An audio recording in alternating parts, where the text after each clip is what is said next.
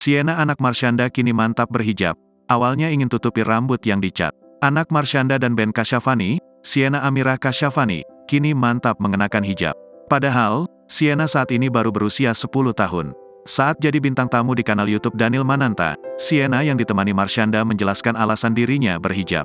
Rupanya, hal itu bermula karena ingin menutupi rambutnya yang dicat. Jadi itu di sekolah, aku tuh sempat cat rambut. Terus guru bilang disuruh cat balik soalnya udah mau ujian. Jadi aku mulai pakai hijab, ungkap Sienna. Sejak saat itu, setiap ke sekolah, Sienna selalu pakai hijab. Namun, lambat laun ia malah senang berhijab. Aku suka pakai hijab, jadi aku mulai pakai kemana-mana. Aku awalnya itu cuma mau pakai hijab di sekolah doang. Tapi lama-lama jadi pakai kemana-mana, tutur Sienna. Marshanda pun membenarkan bahwa keputusan Sienna berhijab bukan paksaan diri atau Ben.